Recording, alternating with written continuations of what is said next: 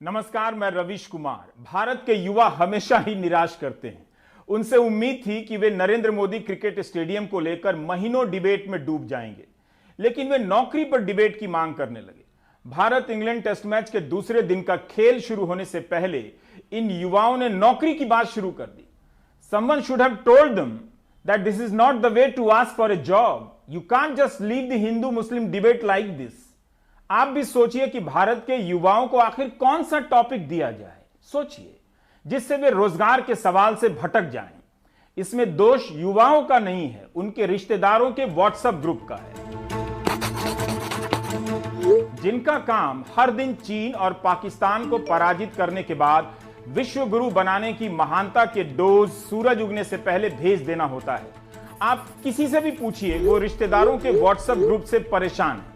राजनीति शास्त्र के प्रोफेसरों और रिसर्चरों को रिश्तेदारों के व्हाट्सएप ग्रुप और सांप्रदायिक नागरिकता के घरेलू संस्कार पर काम करना चाहिए। यह अच्छा नहीं है कि कोलंबिया से लेकर ऑक्सफोर्ड यूनिवर्सिटी के पॉलिटिकल साइंस डिपार्टमेंट को रिसर्च का आइडिया मैं ही दूं। क्या उनके व्हाट्सएप ग्रुप में कोई भी रिश्तेदार सक्रिय नहीं है? ऐसा कैसे हो सकता है? रिश्तेदारों के इन्हीं ग्रुप में लोकतंत्र को खत्म करने के लिए जरूरी खास किस्म के नागरिकों के निर्माण की प्रक्रिया चल रही है। सबसे पहले मैंने नेशनल टीवी पर रिश्तेदारों के व्हाट्सएप ग्रुप की प्रासंगिकता की बात की है।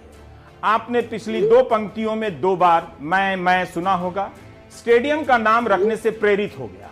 जो लोग अपने रिश्तेदारों के प्रयास के बाद भी सांप्रदायिक नागरिक होने से बच गए हैं, वो मेरा भी शुक्रिया अदा कर सकते हैं। तीसरी बार मैं आ गया। आज हो क्या रहा है मेरे साथ? अब और मैं नहीं।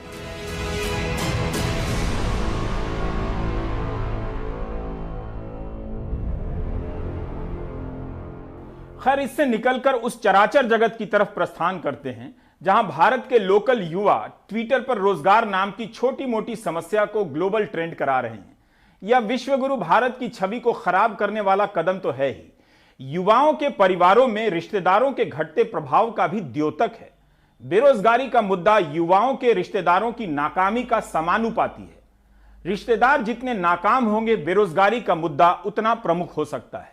नौजवान मुझसे चर्चा मांग रहे हैं, मुझे टैग कर रहे हैं। इस बात पर फिर इंग्लिश बोलने का मन कर रहा है, लेकिन मुझे आगे दिल्ली दंगों पर भी रिपोर्ट दिखानी है, इसलिए रहने देता हूं। 25 फरवरी का दिन, जब घड़ी की बड़ी सुई छोटी सुई को क्रमांक 12 पर छोड़कर आगे बढ़ती है, तब हिंदू मुस्लिम डिबेट में रमने वाले युवाओं ने मैसेज भेजना शुरू किया कि #मोदी जॉब दो दुनिया में नंबर 1 ट्रेंड कर रहा है और भारत में #गो बैक मोदी दूसरे नंबर पर ट्रेंड कर रहा है। प्रधानमंत्री मोदी के साथ अन्य पत्रकारों के साथ साथ मुझे भी टैग टूग किया जा रहा था, जैसे बेरोजगारी के तक्षक ने मुझे भी बांध लिया हो। मेरे सपने में आने वाले नीम के पेड़ ने पहले ही चेतावनी दे रखी थी कि ट्विटर से दूर रहा करो। एक ग्लोबल ट्रेंड और दूसरा इंडिया ट्रेंड। युवाओं ने आज दूरदर्शिता का परिचय दे ही दिया। मोदी जी से रोजगार मांग रहे हैं, यह बात दुनिया को बता रहे हैं, लेकिन रोजगार ना देने पर मोदी गो बैक का नारा लगा रहे हैं, केवल भारत को बता रहे हैं। इन युवाओं को आज दोपहर 12 बजे तक 60 लाख ट्वीट करने की क्या जरूरत थी? वे क्या समझते हैं कि इससे कल के सारे अखबारों में पहली हेडलाइन बन जाएगी? कोटा के एक मास्टर साहब रवि मोहन तो बाकायदा बता रहे हैं कि हैशटैग कैसे ट्रेंड कराना है। इसी को टूल किट कहते हैं। दुआ कीजिए कि इनके घर में ईडी छापे ना डाले और पुलिस फर्जी केस बनाने ना पहुंच जाए। वो ये है हैशटैग आपका कि जहां रोजगार की जगह चेंज करके जॉब किया गया है, तो आप कहोगे हिंदी से अंग्रेजी क्यों हो गया? इसका इंपॉर्टेंस ये है कि एक तो जो हैशटैग ऑलरेडी ट्रेंड हो चुका है, माइट भी वो दोबारा ट्रेंड ना हो। ट्विटर की एल्गोरिथम इस तरह से है शायद। इसलिए ये बेहतर है कि हम एक अल्टरनेट हैशटैग के साथ जाएं जो नया हो और वो आपका ऊपर ट्रेंड करे, पर आपको पुराना हैशटैग भी उसके साथ यूज करना है। तो ऐसा नहीं करना है कि केवल ये यूज करोगे और ये यूज नहीं करोगे, ठीक है? ये इंपॉर्टेंट एक जानकारी है, सभी को ध्यान रखना है। दोनों हैशटैग अपने फोन पे कहीं भी लिख लो, टाइप करके रखो, ताकि कॉपी पेस्ट करो, क्योंकि इसकी स्पेलिंग्स इधर उधर होती रहेंगी और उसमें होता क्या है कि कोई और हैशटैग ट्रेंड कर जाता है। #मोदी रोजगार दो, यह मात्र ट्रेंड नहीं है, यह उस सामूहिक बेचैनी, हताशा और क्रोध की अभिव्यक्ति है, जिसमें सिर्फ केंद्र सरकार की परीक्षाएं या भर्तियां नहीं हैं, बल्कि तमाम राज्यों की भर्ती परीक्षाएं हैं। ओडिशा, बिहार, बंगाल, असम, हरियाणा, दिल्ली, राजस्थान, मध्य प्रदेश, पंजाब, कर्नाटक। तभी तो 60 लाख ट्वीट हो रहा है। Timely exam, timely result, increase vacancy, ये सब भी भारत के भीतर टॉप 10 में ट्रेंड कर रहे थे। मैं शिक्षक भर्ती परीक्षा की तैयारी कर रही हूँ। मैंने सीटेट का एग्ज़ाम क्लियर किया था, पर केवीएस की वैकेंसी पिछले 2 साल से नहीं निकली। लास्ट वैकेंसी 2018 में निकली थी और अभी तीसरा साल शुरू हो चुका है। इसके अलावा मैंने एचटेट का एग्ज़ाम भी क्लियर किया है, परंतु एचटेट में भी हरियाणा में कोई वैकेंसी नहीं निकली एचटेट क्लियर करने के बावजूद। और कुछ समय बाद जब वैकेंसीज निकलेंगी तब हम ओवरहेज हो जाएंगे। तो सरकार हमारी बात क्यों नहीं सुनती है? मैं एक एसएससी सीजीएल एस्पिरेंट हूँ। मैंने सीजीएल 18 भी दिया है, 19 भी दिया है और शायद 2020 भी दूंगी। इसका रीज़न सिर्फ यही है कि इनकी जो डिलेड प्रोसेस है उससे कोई जॉब श्योरिटी नहीं है। पता नहीं क्या रिजल्ट आएगा, क्या नहीं आएगा। ये एग्ज़ाम प्रॉपरली अगर कंडक्ट कराया जाए तो मैक्सिमम 1 साल लगना चाहिए, पर 3 साल, 5 साल, 10 साल, कितना भी टाइम लग सकता है। मैं एसएससी की तैयारी पिछले 2 साल से कर रहा हूँ, लेकिन जिस तरह से लगातार एसएससी की कट ऑफ बढ़ते जा रही है और एग्ज़ाम फेयर तरीके से नहीं हो रहे हैं, वैकेंसी लगातार कम हो रही है, जिससे कहीं ना कहीं एक मेंटल प्रेशर बनता है। फैमिली को ये कहना पड़ता है कि पापा थोड़ी देर और टाइम दे दो, लेकिन वो एग्ज़ाम उस टाइम में भी नहीं हो पाते हैं, तो उनको और टाइम एक्सटेंड करना पड़ता है। मैंने 2019 में यूपी टेट और सी टेट कम्प्लीट किया, मतलब पास किया, अपेयरिंग में कर दिए थे। और जैसे जिस तरीके से अब आपने सी टेट का अब आ जाएगा, रिजल्ट आ जाएगा मार्च में, तो उसमें भी बहुत सारे सी टेट पासर्स होंगे। अब केवीएस का कोई भी वैकेंसी स्टार्ट नहीं है, कोई भी केवीएस के 2-3 साल हो चुके हैं, वहाँ पर कोई भी वैकेंसीज नहीं निकल रही है। अभी जो 2019 में इलेक्शन से पहले का एनटीपीसी और ग्रुप डी जो नोटिफिकेशन आया, उसमें से अभी तक सिर्फ एनटीपीसी का पीटी हो रहा है, प्रीलिम्स, और वो भी दिसंबर से स्टार्ट है, अभी तक चल रहा है। पता नहीं चल पा रहा है कि कब खत्म होगा और कब उसका रिजल्ट आएगा, फिर कब आगे टियर 2 होगा। परीक्षा, रिजल्ट और नियुक्ति के साथ गायब होती भर्तियां, ये भारत का इतना बड़ा मसला है कि मुझे कई बार घोषणा करनी पड़ती है कि नहीं कर पाऊंगा, ना करेंगे, क्योंकि आप कर ही नहीं सकते। हर राज्य में घोटाले घपले की इतनी कहानियां हैं कि इसके लिए अलग से किसान चैनल की तरह भर्ती चैनल की जरूरत है। वैसे किसान आंदोलन के दौरान आप लोगों ने एक बार भी किसान चैनल की बात नहीं की। अच्छी बात नहीं है। यह बात मैं आंतरिक रूप से बता रहा हूं। अभी इसी हफ्ते सुप्रीम कोर्ट के चीफ जस्टिस एस.ए. बोबडे ने कहा कि प्रश्न पत्र लीक देश की शिक्षा प्रणाली को बर्बाद कर रहा है। यह उस समय की खबर है जब भारत विश्व गुरु हो चुका है, बताइए, और प्रश्न पत्र है कि लीक हो जा रहा है। Do you get my point? मामला कर्नाटक का था, लेकिन सुप्रीम कोर्ट ने कहा कि मध्य प्रदेश के व्यापम जैसे मामले शिक्षा प्रणाली को खराब कर रहे हैं। चीफ जस्टिस ने तो यह भी कह दिया कि हम जानते हैं कि मध्य प्रदेश में व्यापम मामले में क्या हुआ। यह कोई साधारण वाक्य तो नहीं है। कर्नाटक में 2016 में रसायन शास्त्र के प्रश्न पत्र लीक का मामला सामने आया था, जिसके एक आरोपी को हाईकोर्ट से जमानत मिल गई और सह आरोपी आरोप मुक्त हो गया। बिहार में तो पेपर लीक के मामले आए दिन विपक्ष के नेता उठाते रहते हैं, किसी को फर्क भी नहीं पड़ता। वहां सवाल उठाने से पेपर लीक बंद भी नहीं होते। यह बिहार ने हर बार साबित किया है। अगर हमको अगर कोई व्हाट्सएप अगर जानकारी प्राप्त हुई है तो मेरी तो जिम्मेदारी, अगर कोई क्वेश्चन पेपर अगर लीक हुआ है तो आपको तो जड़ से पता करना चाहिए कि लीक कैसे हुआ। प्रिंटिंग की वजह से हुआ है कि डिस्ट्रीब्यूशन की वजह से हुआ है, क्या टीम बनी है, जो अधिकारी थे उसकी ना जिम्मेदारी होगी। आप उस पर कार्रवाई नहीं करते हैं, आप ऑपोजिशन पे, आप जो है पत्रकारों पर जो है आप डंडा चलाने का काम करते हैं, एफआईआर दर्ज करवाने का काम करते हैं। हमारे व्हाट्सएप पे कोई भी मैसेज कर सकता, आता है, और हमारी तो जिम्मेवारी बनती है कि सरकार के संज्ञान में लाया। हमने सरकार के संज्ञान में लाया। सरकारी नौकरियां कम हो रही हैं, निकलती हैं तो कभी पूरी नहीं होती, एक आध पूरी होंगी, बाकी अधूरी रह जाती। यही पैटर्न आपको सभी राज्यों में दिखेगा।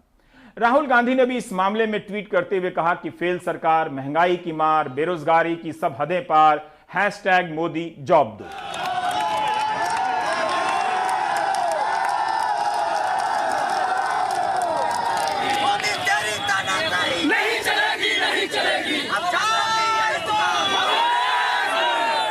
बुधवार को उत्तर प्रदेश के प्रयागराज में अलग अलग जगह पर सैकड़ों की संख्या में युवा रोजगार के मुद्दे पर सड़क पर उतरे। सुबह 11 बजे बालसन चौराहे से यह प्रदर्शन शुरू हुआ। खाली पड़े पदों पर जल्दी भर्ती की ये मांग कर रहे हैं। पुलिस ने यह कहकर उन्हें हटा दिया कि पत्थर गिरजाघर पर धरना स्थल बनाया गया है और छात्र वहां पहुंचे। इसके बाद छात्र पत्थर गिरजाघर पहुंचे। छात्रों का आरोप है कि जब वो शांतिपूर्ण तरीके से प्रदर्शन कर रहे थे तब प्रशासन ने जबरदस्ती बलपूर्वक गिरफ्तार कर लिया। कुल 27 लोग गिरफ्तार किए गए, जिनमें से 9 लड़कियां हैं। गुरुवार 2 बजे तक ये छात्र रिहा नहीं हो सके थे। दिशा छात्र संगठन और नौजवान भारत सभा के कार्यकर्ताओं ने भी इलाहाबाद के सलोरी में सभाएं की। जुलूस निकाला गया जिसमें सैकड़ों युवाओं ने भागीदारी की। रोजगार को मौलिक अधिकार बनाने, निजीकरण को रोकने, सभी खाली पदों को भरने, नए पदों का सृजन करने और नई शिक्षा नीति को रद्द करने जैसी मांगे वहां रखी गईं।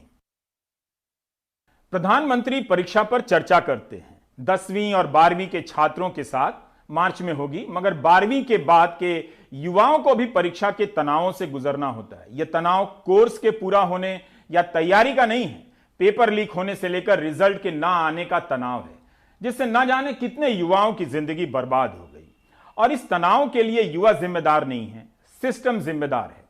बहरहाल परीक्षा के तनाव से ग्रस्त जिन युवाओं ने ट्रेंड का रास्ता चुना है वो इस वीडियो को देख सकते हैं। उनके लिए कोई मनाही नहीं, जिसे शिक्षा मंत्री ने जारी किया है।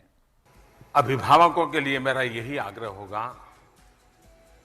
कि आपके सपने भी होने चाहिए, अपेक्षाएं भी होनी चाहिए, लेकिन प्रेशर से परिस्थिति बिगड़ जाती है। जब भी आप बच्चे को कभी बहुत बढ़िया मानो खाना बनाया आपने, वो अपने मन से खा रहा है, लेकिन चूंकि आपने अच्छा बनाया है, आपको बहुत पसंद है, फिर बच्चों को कहो खाओ खाओ खाओ तो खड़ा होकर के चला जाता है। होता है कि नहीं होता है? प्रेशर से रिएक्शन आता है। ऐसा न हो, इसका हमने पूरा ध्यान रखना चाहिए। उम्मीद है ट्वीट कराने वाले युवाओं को इस वीडियो से फायदा होगा। 60 लाख ट्वीट के बाद तो केंद्र सरकार को प्रेस कॉन्फ्रेंस कर देनी चाहिए। युवाओं को कुछ बताना चाहिए कि अभी निजीकरण करना है, सरकारी नौकरियों का दौर समाप्त हो गया है। यह सब ठीक से बताने में हर्ज क्या है? सिर्फ आज नहीं ट्रेंड हुआ है, रविवार को भी हुआ और सोमवार को भी हुआ और बीच बीच में होता ही रहा। अब मेरा युवाओं से कुछ प्रश्न है। उन्हें क्यों लगा कि 35 लाख, 40 लाख, 60 लाख ट्वीट करने से रोजगार पर बात होने लगेगी? युवा भी सरकार के साथ साथ खुद से यह सवाल करें कि 93 दिनों से भारत के करोड़ों किसान आंदोलन पर हैं। क्या उनके बीच, युवाओं के बीच किसान आंदोलन को लेकर कोई बात चल रही है? किसान आंदोलन के प्रति युवाओं की राय क्या वही है जो गोदी मीडिया ने बनाई है? ऐसा हो सकता है कि किसानों के आंदोलन के प्रति आप गोदी मीडिया देखकर राय बनाएं और अपने हैशटैग को कवर ना करने पर आप गोदी मीडिया का मजाक भी उड़ाएं। कैसे हो सकता है? अगर गोदी मीडिया हैशटैग आंदोलन को कवर कर देता है तो क्या वो पाक साफ हो जाता है, पत्रकारिता का प्रतिमान बन जाता है? अगर इतनी सीमित और तात्कालिक सोच है, समझ है, तो फिर युवाओं को जलेबी बांटनी चाहिए आपस में कि उनका आंदोलन सफल रहा क्योंकि किसी मंत्री या गोदी मीडिया ने उन्हें किसानों की तरह आतंकवादी नहीं कहा। आंदोलन का मतलब केवल साहस नहीं होता है। आंदोलन के कारणों को लेकर साफ समझ बहुत जरूरी होती है और उस समझ का व्यापक होना और भी जरूरी होता है। यह सवाल इसलिए किया क्योंकि बहुत सारे ट्वीट को पढ़ने के बाद भी यह साफ नहीं हो सका कि ये युवा किसान आंदोलन के बारे में क्या सोचते हैं। ना तो किसानों के प्रति समर्थन दिखा, ना उनके मुद्दों का जिक्र दिखा, ना चिंता। इसका मतलब यह नहीं कि हैशटैग ट्रेंड करा देना बेमानी हो गया।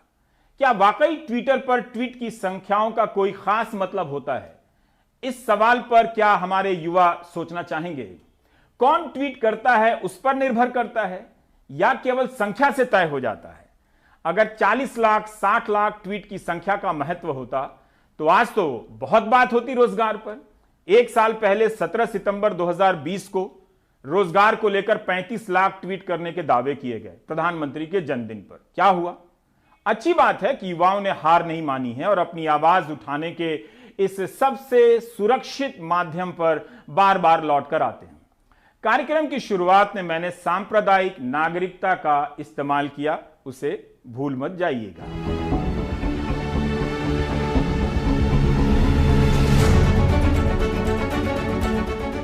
ट्विटर पर ट्रेंड कराने के लिए बनाए गए ये मीम युवाओं की बेचैनी का प्रदर्शन करते हैं, उनकी हताशा भी झलकती है। वे प्रधानमंत्री पर कभी कटाक्ष करते हैं, कभी कभी उनकी सरकार को ललकारते हैं। आईटी सेल ने इन युवाओं को जिस तरह की अभिव्यक्ति दी है उसी शैली में जवाब देने लगे हैं। इससे आप देखेंगे कि कोई अलग असर पैदा नहीं हो रहा है। कई दिनों तक लाखों ट्वीट करने के बाद भी रोजगार का सवाल केवल परीक्षा और नियुक्ति पत्र तक सिमट गया है। मुमकिन है युवा खुद को गैर राजनीतिक दिखाना चाहते हैं, लेकिन रोजगार का सवाल तो राजनीतिक है। इसके लिए सरकार और विपक्ष दोनों पर दबाव बनाना पड़ता है और उनसे रिजल्ट नहीं, रोजगार की नीतियों के बारे में पूछना पड़ता है। तब युवाओं को उन आर्थिक नीतियों को लेकर सवाल करने होंगे जो जीडीपी के आंकड़े तो देते हैं मगर रोजगार के आंकड़े नहीं देते। अपना देखने और कतरा कर निकल जाने की आदत हमारे युवाओं को इस हद तक संकुचित कर चुकी है कि लाखों ट्वीट में आपको उनके ही बीच की एक युवा दिशा रवि और नवदीप कौर को लेकर कोई राय नहीं दिखेगी, जबकि ट्रेंड कराने के लिए इन युवाओं ने भी वही टूल किट बनाए जिसके आरोप में दिशा रवि 7 दिनों तक जेल में बंद रही। अपने समय के राजनीतिक प्रश्नों से कटने की यह सावधानी मां बाप को पसंद आ सकती है, लेकिन इससे हासिल कुछ नहीं होता। अगर सारा प्रयास इस बात को लेकर है कि कहीं छप जाए, दिख जाए, तो फिर उन्हें इसका मूल्यांकन करना चाहिए कि जहां छपना है या जहां दिखना है उस प्रेस की क्या हालत है। उसकी विश्वसनीयता भारत और दुनिया में कहीं नहीं है। क्या युवाओं से आर्थिक नीतियों के आर पार देख लेने की उम्मीद करनी चाहिए? क्या उसके बगैर रोजगार का प्रश्न इस राजनीति में स्थापित होगा? प्रधानमंत्री ने लोकसभा में निजीकरण और सरकारी नौकरी को लेकर जो बातें कही, उस पर भी ट्रेंड के दौरान कोई गंभीर प्रतिक्रिया नहीं दिखी, जबकि पकौड़ा तलने से लेकर आईएएस भी हवाई जहाज उड़ाएगा वाली बात सबके सामने कही गई, छिपाकर नहीं। उम्मीद है इस बयान से प्रभावित मां बाप और रिश्तेदार व्हाट्सएप ग्रुप में बच्चों को समझाएंगे कि आईएएस की तैयारी छोड़ दो। वेल्थ क्रिएटर भी देश को जरूरी होते हैं, तभी तो वेल्थ बांटेंगे। गरीब तक वेल्थ बांटेंगे कहां से? रोजगार देंगे कैसे? और सब कुछ बाबू ही करेंगे। आईएएस बन गया मतलब वो फर्टिलाइजर का कारखाना भी चलाएगा, आईएएस हो गया तो वो केमिकल का कारखाना भी चलाएगा, आईएएस हो गया वो हवाई जहाज भी चलाएगा। ये कौन सी बड़ी ताकत बना के रख दी है हमने? बाबुओं के हाथ में देश दे करके हम क्या करने वाले हैं? हमारे बाबू भी तो देश के हैं, तो देश का नौजवान भी तो देश का है। हम हमारे देश के नौजवानों को जितना ज्यादा अवसर देंगे, मुझे लगता है उसको उतना ही लाभ होने वाला है। सरकारी नौकरी का सपना देखना कोई खराब सपना नहीं है। प्राइवेट सेक्टर अगर नौकरी दे पा रहा होता तो युवा सरकारी नौकरी की तरफ कम देखते। महामारी के दौरान करोड़ों लोग प्राइवेट सेक्टर से ही बेरोजगार हुए। नौकरी और सैलरी की शर्तें खराब हो चुकी हैं। व्हाट्सएप यूनिवर्सिटी में रिश्तेदारों के ग्रुप बच्चों को डांट रहे हैं कि प्राइवेट सेक्टर रोजगार देता है, निजीकरण जरूरी है। किस वेल्थ क्रिएटर ने कितना रोजगार दिया, कोई आंकड़ा नहीं है। सरकार ने कितना रोजगार दिया, कोई आंकड़ा नहीं है। किस तरह का रोजगार दिया, इसका भी आंकड़ा नहीं है।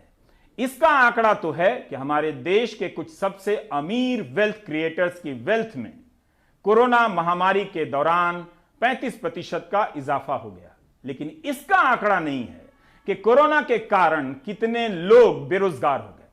क्या इन सब प्रश्नों के बगैर किसी ट्रेंड का कोई व्यापक असर हो सकता है?